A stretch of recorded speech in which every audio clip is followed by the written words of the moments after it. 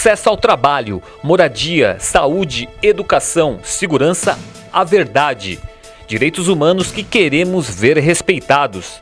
Esse foi o grito de diversas organizações contra os abusos praticados quase sempre pelo Estado, durante a audiência pública realizada na Assembleia Legislativa, no dia 29 de agosto, com a presença da ministra dos Direitos Humanos, Maria do Rosário. Haverá uma pauta de 15 pontos. Eu queria que desse uma cópia para a ministra da pauta, para ela poder... Cada grupo, cada segmento organizou uma pequena fala, um pequeno painel. O direito à memória deve ser promovido pelo governo, mas a sociedade tem que liderar o processo. A Comissão da Verdade, ela terá a dimensão que nós, enquanto sociedade civil, formos capazes de imprimir enquanto uma força social. É isso que fará com que os nossos aliados potenciais e fortes e decididos aliados no governo federal, como a ministra Maria do Rosário,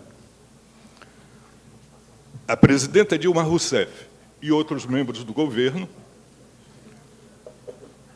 possam, inclusive, ter força para neutralizar e colocar em seu devido lugar a direita. Na tentativa de calar o Conselho Estadual da Pessoa Humana, CONDEP, o governador manipula a escolha de representantes. É o que denuncia o atual coordenador da entidade. O CONDEP tem hoje, na sua presidência, que sou eu o presidente, um ex-preso político. Talvez isso não agrade a quem está no governo do Estado, que no artigo 3º da Lei 7576 de 91, diz que o Conselho, no exercício de suas atribuições, não está sujeito a qualquer subordinação hierárquica.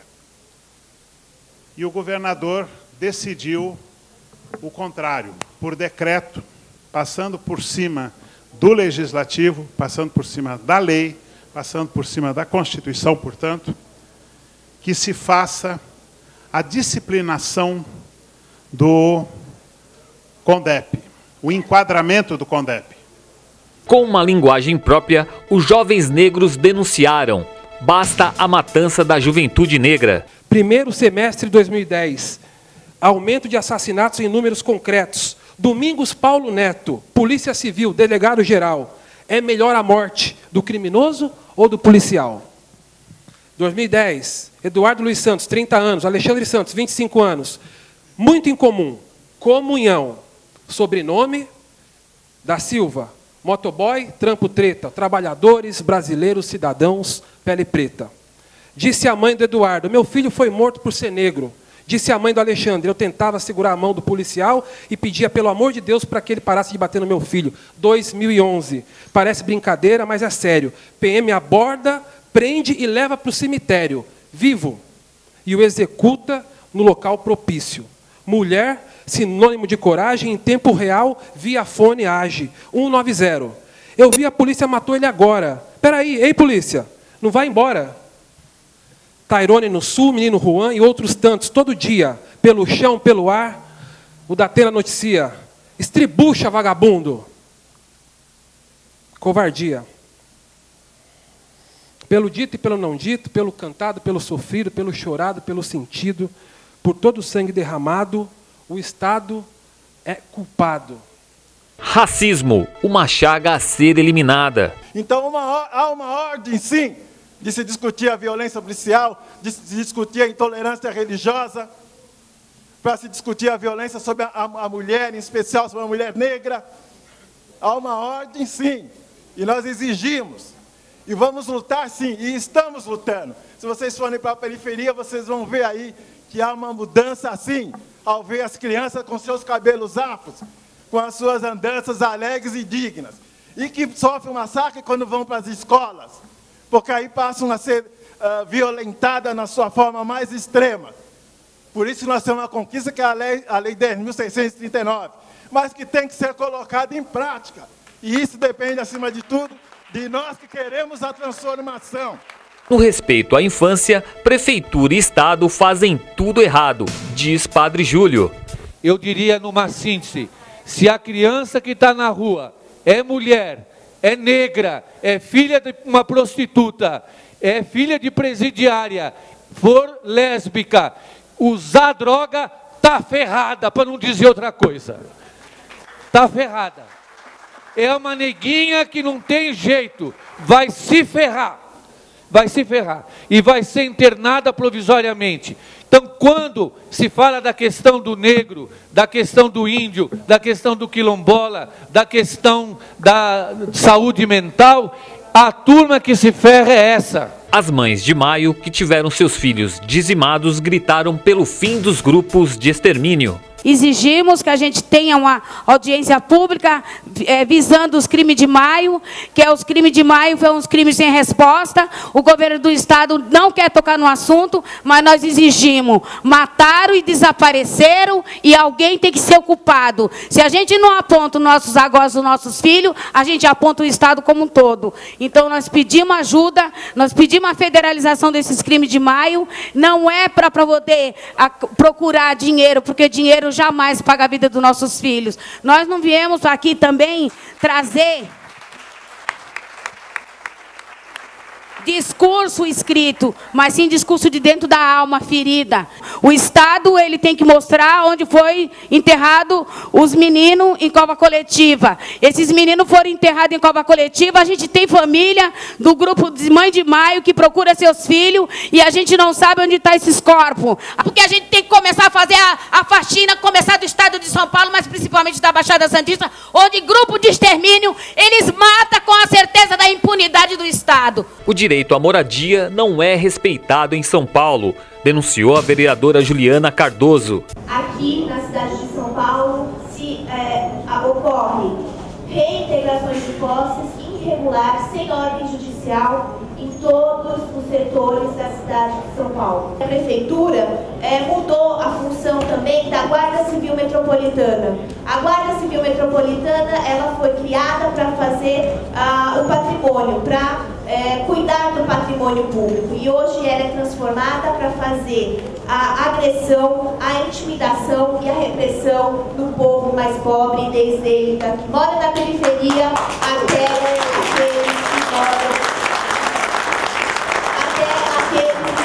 que são moradores de rua e o povo de rua. A gente vê que tem uma falta de respeito com a população e uma repressão que passa por todas as subprefeituras e inclusive pelas secretarias, aonde os coronéis colocam aqui se vale a lei. E a gente, com toda a mobilização, coloca aqui, a lei tem que respeitar o ser humano. E é isso que hoje o prefeito e o governo de São Paulo não está fazendo. À medida que iam relatando as violações de direitos humanos, entidades entregavam dossiês à ministra. Comissão da Verdade, respeito ao CONDEP, fim da discriminação à população negra, faxina aos grupos de extermínio, respeito à moradia, à diversidade sexual, contra o tráfico de órgãos, pelos direitos dos indígenas, quilombolas, respeito aos atingidos por barragens, regulamentação no uso pela PM de armas não letais e o direito à memória de resistência dos sambistas. A ministra ouviu todas as demandas e destacou que, além de responder, se compromete a colocar o governo para atuar em defesa da sociedade.